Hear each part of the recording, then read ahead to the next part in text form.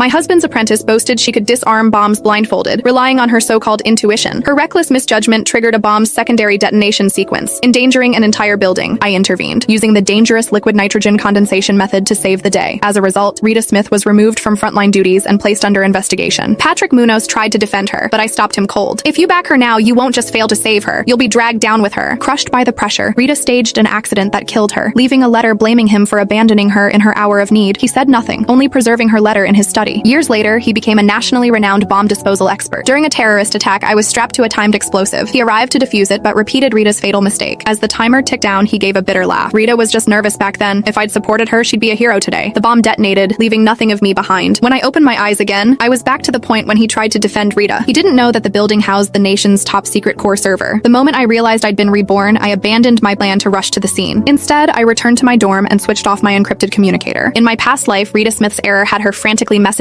me for help. I just completed a grueling mission, sleepless for 3 days, yet I risked my life, enduring liquid nitrogen burns, to save the core server in that building. Because of my efforts, the military spared her a court-martial, opting for suspension and investigation instead. If she had avoided further mistakes, she could have returned to duty. But Rita's fragile ego couldn't handle her colleagues' scorn. She staged a fatal accident that blew herself up. Years later, Patrick Munoz's obsession with proving her right led to my death in an explosion. I pulled the blanket over my head and slept until dawn. The next morning, I turned on my communicator. The screen lit up with over 100 missed calls and red alerts. Undazed, I took my time washing up, donned my uniform, and headed to the scene. Outside the cordon, the air was thick with dread, despair etched on every face. Rita sat on the ground, disheveled and trembling like a leaf. Her colleagues glared with cold venom. "This is your fault, Rita. You and your stupid intuition nonsense. You triggered the secondary detonation. We're all dead now. General Wilson will have us all court-martialed." Rita's gaze swept the crowd, landing on me. Her eyes briefly lit up, as if I were her salvation. But then they darkened with resentment. She pointed at me, yelling at the top of his lungs. "It was her! I called her all night. She could have saved us, but she turned off her phone to let us die." All eyes turned to me, sharp as blades. Seizing the moment, Rita stumbled toward me and thrust her communicator in my face. The screen blazed with call logs. "You know what's in that building!" she shrieked, tears streaming. "National secrets. Yet you went offline at a critical moment. What's your agenda?" The crowd fell silent, waiting for my response. The sight of her twisted face reignited my past life's fury. My hand flew up, delivering a sharp slap across her face. Rita clutched her face, stunned. I shook my stinging wrist, my voice cold as ice. "Have you lost your mind?" I held up the mission roster for all to see. The schedule and signatures unmistakable. "Last night's lead operator was you, Rita. I was on mandatory rest after a 72-hour special op. My name isn't on this list." The crowd erupted, their anger finding a new target. "Right. Mary just got back from the Red Scorpion mission, defusing 3 linked mines." She could barely stand. "Rita, you always hide behind Patrick's protection, dumping the worst jobs on her. Now you screw up and want her to take the fall? You're disgusting, dragging others down with you." The accusations hit Rita like a barrage of stones. Her face drained of color, and she collapsed in